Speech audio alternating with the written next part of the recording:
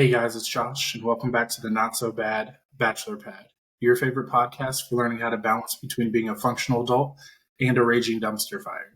Joining me inside the Bachelor Pad today is John Deoka. John, thank you so much for making time for me. I know we had a little rocky start trying to get our schedules in the same book, but like I said, we finally made it. Absolutely. Thanks for having me. John, tell me a little bit about you. How did you end up where you are today? Yeah, it's been a journey. So I'm a mental health nurse practitioner by trade. I did my own practice back in 2018. So it's been 6 years at least. But I've been a nurse since I'm 21 years old. I knew I wanted to go to graduate school, become a nurse practitioner. However, I didn't think mental health right away. So I actually started in plastic surgery. So I was working in med spas and for a plastic surgeon. As I was doing some of these treatments on patients, it wasn't as fulfilling for me as I thought it would be.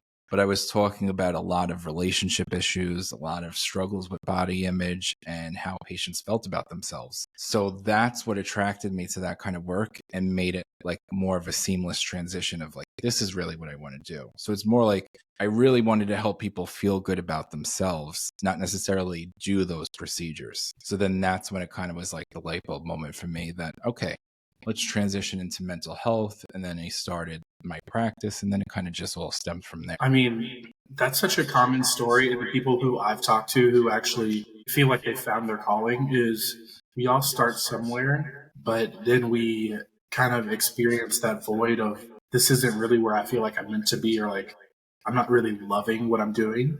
So I'm glad that it was kind of an easy pivot for you to at least be the same space of healthcare.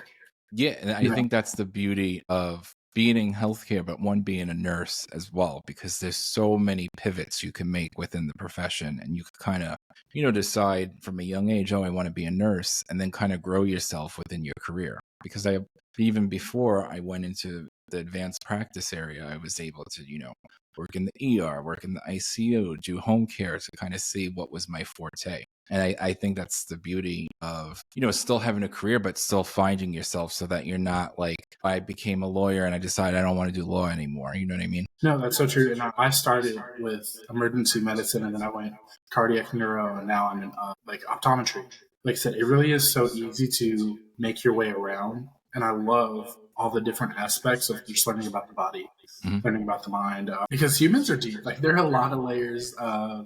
And there are a lot of gaps in the care that we give each other. I guess nobody really thinks about it unless they're in the field. Before I got into healthcare, I probably didn't go to the doctor as much as I should. There's never really a doctor everybody's like, ooh, I have to make sure I go to. And even now, like I said in optometry, everyone's like, I'll just like, whenever I feel like coming back, I'll get my eyes checked again. And I was like, did you only get 2 eyes? Like, we can't give you new eyes, so you should probably take care of it. I mean, sure, you can replace your teeth, but like, I think the whole goal is to keep all your original parts. Mm-hmm. At least that's my point. Yeah, I came from a family of two parents that kind of ignored their health and faced the consequences because I was orphaned by 19 years old. They had both passed at different times. So, health promotion, as much as it's done today, I didn't come from a family that did a lot of that. I think that was also another kind of inspiration for me, if you will, to kind of transition into a career this way. So from an early age, I knew healthcare for sure. I wish everybody kind of had that. I mean, obviously not the situation, but I wish we all kind of had a clear vision of where we projected ourselves, and we just followed through with that. A lot of times when we're like 3, 4, 5, we say we have all these big aspirations, but by the time we get to like high school or college, are we really living up to that potential? Like, yeah, and I think there's also opportunities along the way. Like, for instance, I never thought I wanted to teach. And I also, in conjunction with practice, I teach in academia as well. I never thought I wanted to write. And now, I'm writing for some publications. I've, guest authored and things like that. So it is a goal of mine to write a book and, even potentially like see if I could do a column somewhere. So like, I think, once you kind of get and establish your niche, you'd be surprised like where you could kind of grow yourself and what other career opportunities might expand for you that you may not have even thought of. That could be kind of totally outside what you set for yourself. Yeah, like I said, that's the goal. I was like, nothing really happens in a vacuum. There are a lot of things that are connected. So but you have to be open to it. That's the Hmm. major thing that a lot of people don't realize is whether you're in education, healthcare, entertainment, like service, there's probably so many other avenues where you could be of use to people or find some type of like enriching quality on top of that. Like I said, you have to be open for it. So my very first field, I started in childcare. I went from childcare through 10 other fields before I made it to healthcare. All right, guys. Well, we did not come here today just to talk about careers in Hmm. healthcare. We have a lot of good topics to come from with John while he's here. I think my first question that I had for you is I was reading over your profile and I noticed that you were talking about the energetic frequency of relationships. Now, can you tell me a little bit about how those two kind of relate? You could take this down to quantum physics, if you will. Okay. I feel like you wanted to put it on a scientific level. But even, in psychology, we have something, I kind of started from here, called projective identification, where these qualities that I might project onto my partner, that they start to exhibit. If you look for something, you'll find it. So how our thoughts, assumptions, beliefs can transcend into our relationships and the energy that we're putting out. So this could look in so many different ways, from like, I'm always cheated on till I'm never loved, or I'm always left. So when we carry this stuff, I personally believe, and I don't know the science behind this, but I'm sure there's starting to, become some science around this on a quantum level, that we might be part of a collective consciousness where our subconscious could probably be linking up to each other. So what does that look like on an energy level? Where if I may be living out these patterns of no one loves me, that I might be inviting people into my reality that are not going to love me until I clear that kind of energy up.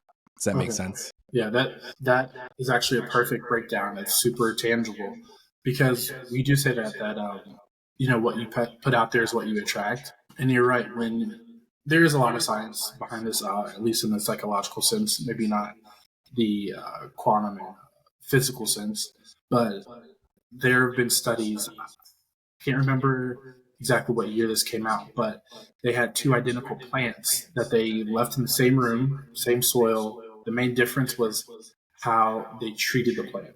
And the plant that they gave affirmations to, that they spoke to, that they just had positive thoughts or interactions with, actually had healthier leaves and grew a little bit faster than the plant that, same water, same sunlight, but was neglected in a sense, at least on the emotional level. And you can see, like, on something that doesn't necessarily have a full conscience like we do as people, it still feels, it still has that residual kind of detachment to it. So when you Hmm. put positive out there, positive comes your way. You have growth, you feel better. But when you are having negative interactions from yourself, from other people, the way you wear that actually does stunt your growth as an individual. Hmm. And we even have, neurosurgeons authoring books on this type of stuff. I don't remember the book off the top of my mind, but I think it's called Mind Magic. So for those listeners that are interested in more of this kind of, concept or conceptual work with energy, please go ahead and explore it, because there's so much to this that, I think we're just on the brink of, that is really left to be, told. Yeah, and guys, like I said, we're on the road to 30. We only have about 3 or 4 months left. Well, by the time this airs, we'll have 3 months left. So we have to fill up that bookshelf. My goal is by the time I turn 30 to fill my bookshelf. We have 2 rows left on there. So I need to get about 8 more books to really fill that up. But, I'm hoping the audiences, they're joining the journey with me. We're trying to read more. We say read more, drink a little less. That's the goal. Yeah, I was like, listen, I was like, after I turned 25, I was like, I can't be in the bars as much as I am now. My body just does not recover. So I was like, we need to find a habit that'll keep us a little more productive, whether it's entertainment or education. I love just adding a new book to the shelf. I'm going to pretend like I'm heading towards 30 as well. It'll loop back around. Yeah, right. Maybe you're not heading. Maybe Maybe you're I just could manifest that. Yeah, I mean, technically you are. You're heading right. to 2030. Yeah, Nobody said the age of exactly. 30. We're Yeah, just heading to a 30. right. Yes. No, but while we're here, this is something I started doing, and it's cool if you don't have anything off the top of your head. But Do you have a favorite book or book that you're into? I have a favorite author. Okay, that works. Her name's Shasta Nelson. Her most recent book is The Business of Friendship and how friendship could cultivate in pretty much the business world. And her latest work, this is probably as of maybe 4 years ago. I know she just actually started a podcast herself recently, is really going to corporate entities and teaching like the principles of friendship and how to cultivate friendships within a corporate environment to build a culture of retention and a positive work environment. So it was a really, really good book. That's cool. And that's actually a big thing I've been seeing a lot across social media is how people are reinventing business, so to speak, or at least the business culture from what it means to be a leader to, what's your job as an employee, finding work-life balance. There's so many components that are just being re-energized right now. So I can't wait. I mean, might be another book that I add to the shelf is The Business of Friendship, correct? Yeah. And, Yeah. I do a lot of work on a consultant level with a lot of leaders, and I teach some leadership classes. And I will tell you, at least it's emergent for me. I've been out of the corporate world for, this concept of when terminating an employee, it's almost like a soft termination. So it's like, let me help you find your next job because it's not working out here. Right. So it's not like you're done for today. You have 2 weeks left. It's like, let's look for another opportunity for you so that you can move on and then we can move on peacefully. I think that is so harmonious and so the direction that this world needs to go in. I mean, I've not heard that, but I was like, that is the idea. That's what I call a W manager, or a W company right there. I've heard it twice within 1 week. Wow. I mean, listen, we need to catch up here down in Tennessee. No, like I said, I feel like it's our duty as people is to help out when we can. And just like in relationships, every job might not be the right fit. But if you could help prepare somebody for their next relationship or that next new chapter in work, like why not? Yeah. Because you never know how that relationship could come full circle. Especially in like our healthcare world is we refer a lot of patients or we collaborate with a lot of different providers. So or coaches. So if I leave on a good term, I'm more likely to recommend somebody to go to your practice when they need somebody in your specialty, or hopefully it's vice versa. They're like, hey, wasn't great here, doing okay over there. This is a good place to check out. So, like I said, that creates that little friendship, that bridge on a professional level. So, more companies, managers, recruiters, if you're listening, start adopting this practice. Okay. This is a good one. I guess this could really deal with or flow into what we just talked about. The idea of toxic positivity, really impacting relationships. Because I think that happens not just, like I said, on a romantic level. I think that happens sometimes in the corporate world too. I think it's just so part of culture. Like, I mean, how many times have you heard someone insult someone by saying, oh, you're so miserable? Like, we use some of these bad emotions or depression or sadness to insult or shame someone. So this is, another example of toxic positivity. We all experience this continuum of emotions and have this whole range of emotional experiences. It's very healthy for us. So for us to just cling on to positivity is as toxic for us because, for example, and I've used this quote like in an old relationship of mine, like, where I was told like I was being negative. It was like, well, how can you be positive? Like, you have to call out that the roof is burning down before you try to see the positive outcome. So there needs to be some realistic, there also has to be some level of presence because not everything's, daisies and sunshine all the time. We don't live in that kind of a world. And that's not really the human experience. For anybody who believes that it's only sunshine and rainbows, you have to get out more. That's the only way around it, is because even if there hasn't been a moment where you feel like you've had a dark day, I was like, you can't say that anybody around you hasn't had one either. Or like when you witness, something tragic, you have to, I feel like that has to open your eyes and you have to be like, holy crap, what if that was me? Like, at least that's what I do. When I see something, I try to put myself in their shoes to be like, how would I respond to this situation? To be happy in my relationship should be easy. Those kinds of mindsets, they're setting themselves up for disaster because while it's good, of course we want to experience happiness with our partner, but like what's going to happen, when someone dies in your family and you had that goal of only experiencing happiness with this partner? Like how are you going to navigate something like that?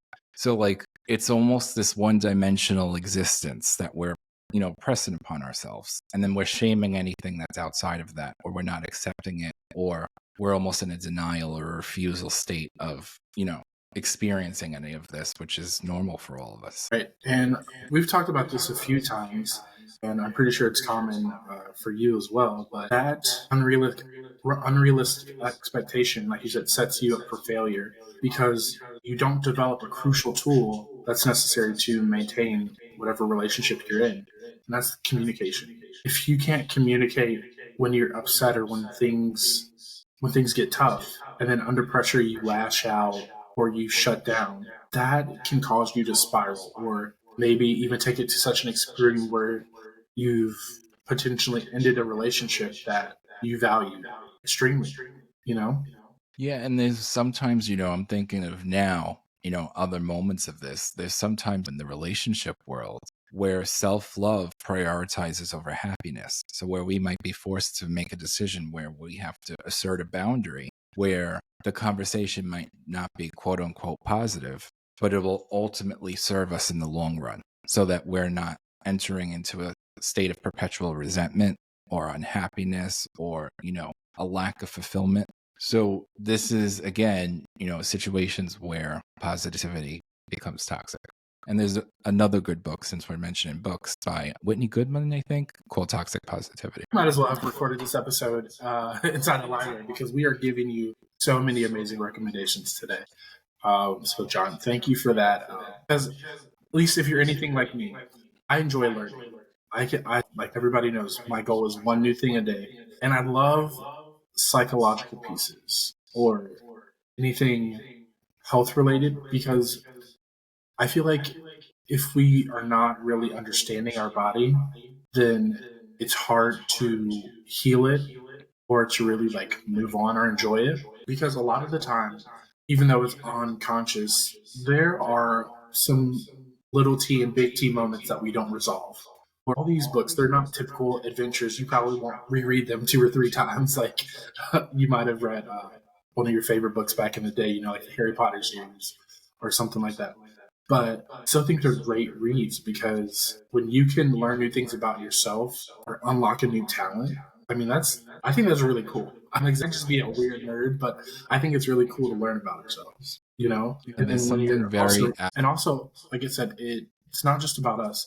You learn about yourself, but in the same token, if you're really reading and comprehending the information, we start applying that subtly to our everyday lives. And if you realize that you are stuck in this loop of toxic positivity or that you are projecting a metaphorical rain cloud above you and you're not attracting the people that you want, you can change that. And once you change that, you see how other people start interacting with you. And that goes back to the plan I was talking about earlier is once you start doing those things for yourself, you're that plant that's getting those affirmations, because you're giving them to yourself. You're getting that sunlight. You're starting to grow. You're starting to flower. And let's be honest, when somebody goes to the store, they don't pick the wilted flower. They picked, the beautiful flower that's still in bloom. So I think it's super important that we are taking those times. Like I said, it's just another form of self-development, self-care, I believe. Yeah, and I think, another point to that too is a lot of us are born into these patterns or mindsets that we're not even aware of. So we could be chasing these dreams or these goals that may have been instilled upon us that we don't even know what's different. So like the more we learn and the more we experience, the more we expose ourselves to make the best informed decisions for ourselves versus what we were given. So that's another way of looking at it too. Sorry. Now, Bless you. I want to say this. This is always the hardest part is making sure you parse things up the correct way so that it's relatable to everybody. We talked about how it's important to do this bit of development on self. But even after you do the work, that's not to say that things won't be easy for you or in your next relationship or in your current relationships that you might have with people. What are some of the biggest struggles that you see people have just like in their relationships? because I feel like it's different for every kind of like practitioner in every field. So, what are some of the big hangups that you kind of get? I think if we're talking generally, right? I think the most common thing I'm seeing is people struggling to get into relationships. So I'm working with a lot of singles that want to be in a relationship. And I think what's keeping them in this situation is their inability, one, to see themselves in a loving relationship for whatever that reason is. So, like, whatever the limiting beliefs are based on what the past experiences have been. So, what might that look like? It might be, past experiences of cheating. It could look like, even possible sexual abuse. It could look on issues with sexuality. It could be so simple as just like being rejected over and over and over again. So, that's what I see over and over. But then, it really depends. When I'm working with, people that are in long-term relationships, communication's a big one. What were the expectations that were set up originally? So I think there's so many issues that can be transpiring through relationships. But I would that relationships come with issues, and then that's it. So it's how moving forward, it's expect issues in relationships and expect yourself to be able to navigate them, because the more practice you have, the better you get. Not every relationship is the same, and the argument or issue you have developing might not be the same as it was in the last relationship you had. I feel like the goal that you should learn from, so we're not repeating patterns, is that you have to, like, everything has a different look.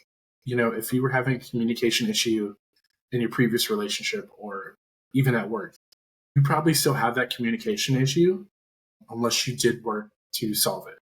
And I think the best way to look at things, and it's a hard place to get to, but once you get there, if you could get there, it's very empowering, is that there's always two people contributing to a problem. There's no way around it. So, like, everything's perspective. So even if, let's say, I was dating someone and maybe I cursed at them, but who knows? They could have given me a dirty look. And you don't know. If we start exploring things like, yeah, this person did this to me, but what could I have done too to contribute to this? And really, it cancels out the fault on everyone and lowers down the defenses. Then the conflict is also able to be resolved more healthfully. This is a little darker, but really respected the conversation that I had the other day. And I was talking to one of my coworkers about their relationship. And she had told me, she was like, we're actually doing a lot better because I started thinking before I argue with my partner is, if you were to not be here tomorrow, would I still be upset with this? Or, if you kept doing this, do I think it would be a deal breaker? Sometimes we argue or we get hung up on the smallest and pettiest things. I mean, sure, they're annoying and they might bother us, but before you escalate a situation, really, like, is this big enough to explode all of our history? Or would I regret getting it to this level with you if you're not here tomorrow?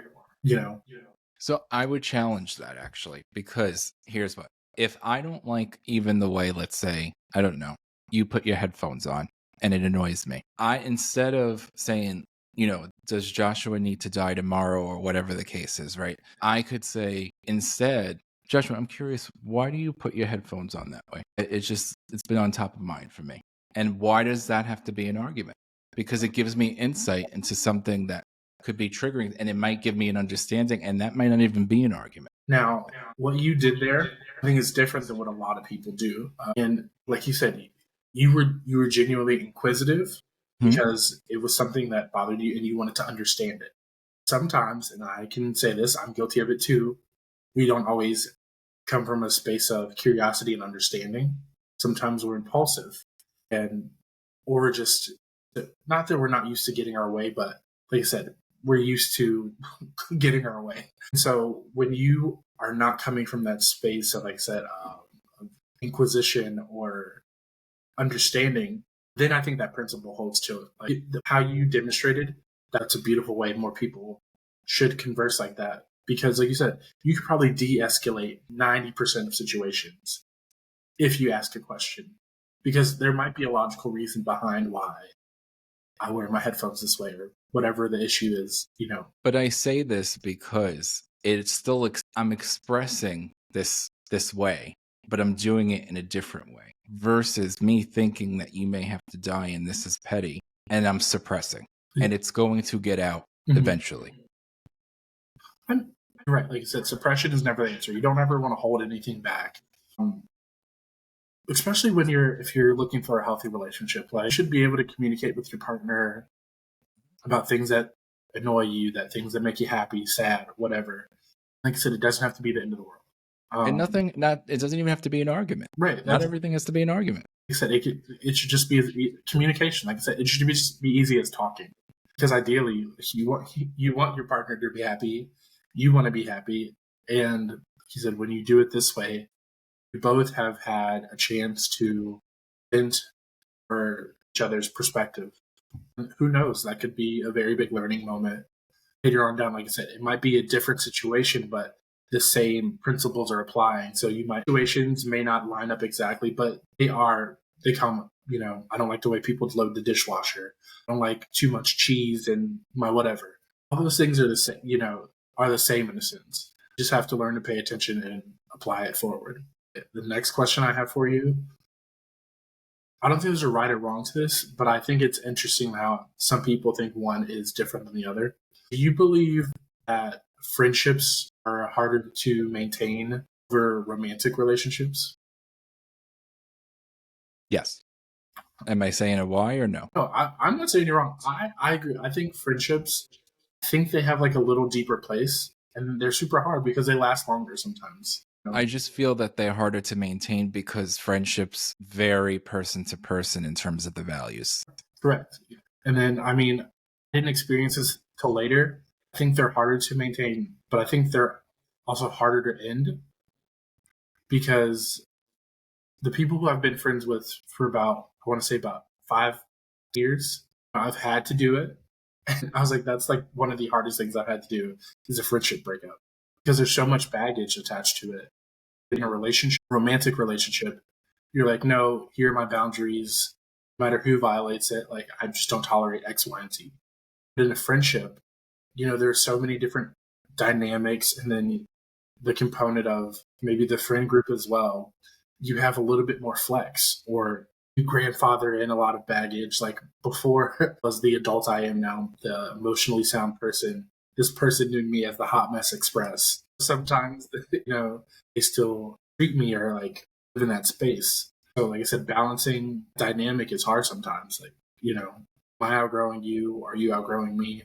Can we still work? Because like I said, it's a different dynamic than I feel like romantic relationships. Yeah, and it's also, is there a willingness on both sides to shift the dynamic if it shifts? So if you were in a place with your life with, this friend where it was like hot mess express, and as you have grown out of that identity and they may still be there, is there a willingness from you to explain yourself that you're not that person anymore, and them a willingness to put up with that? Or is it just like, no, we've outgrown each other and that's it?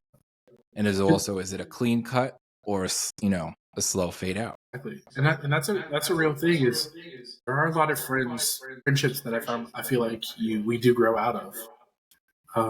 The friends that you were friends with in middle school and high school, how many of those people do you still actively talk to, or today? I was like, we go to college, we enter into the work field, start families, and relationship of potentially convenience doesn't sustain. And you never know when people could come back into your life too, so you don't know if these are pauses or permanent endings. Let's never want to burn a bridge because you never know when that train's going to come back around the track. This is another fan favorite question this season. It's a little silly, but I feel like it tells me a lot about you. If you had to be a flavor of potato chip, what flavor would that be? I think I'm going to go with like a Cool Ranch Dorito. Or does that not count? It does. It has to be a potato. Okay. That does. Okay. It's funny because I kind of I knew you were going to go in that smooth and cool kind of vibe. Because at first and I think that's probably why. Yeah.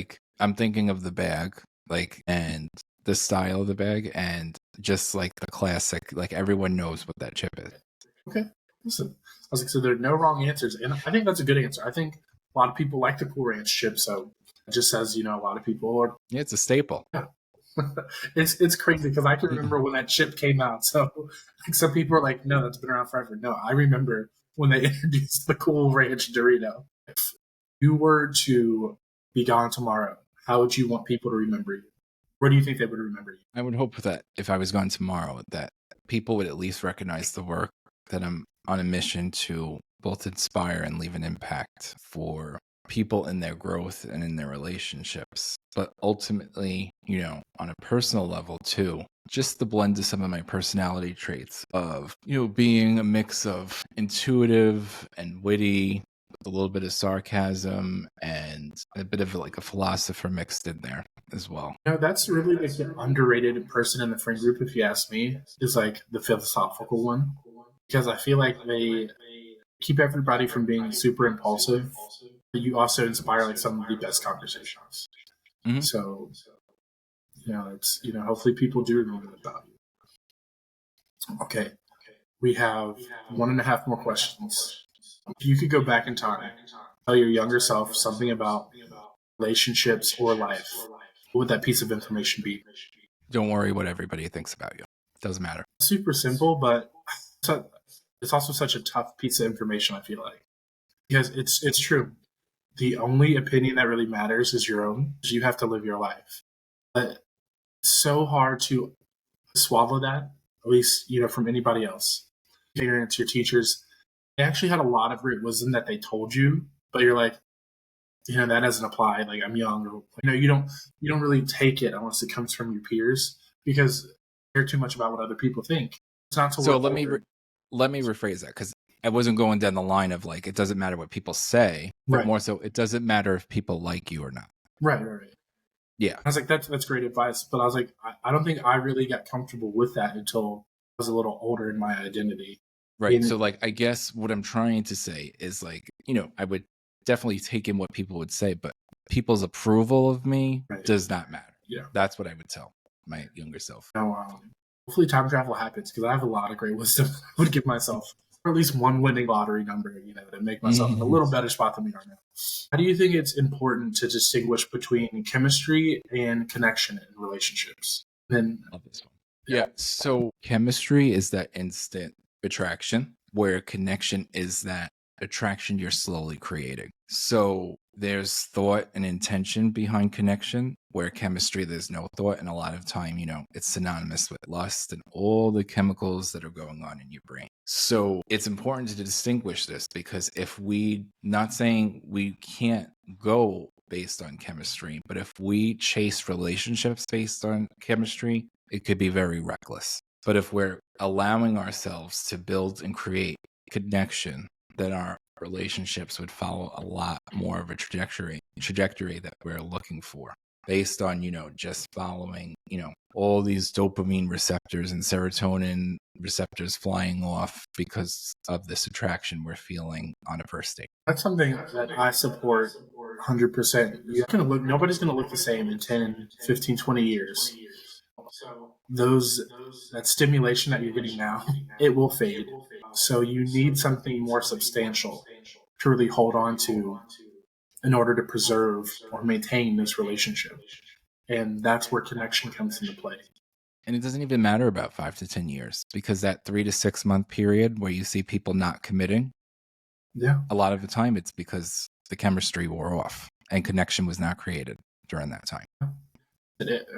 He just proved my point again. I was like, you don't even have to wait 5, 10 years. I was like, Yeah. within a few months, after the shining new toy stage wears off, really have to start dealing with the person.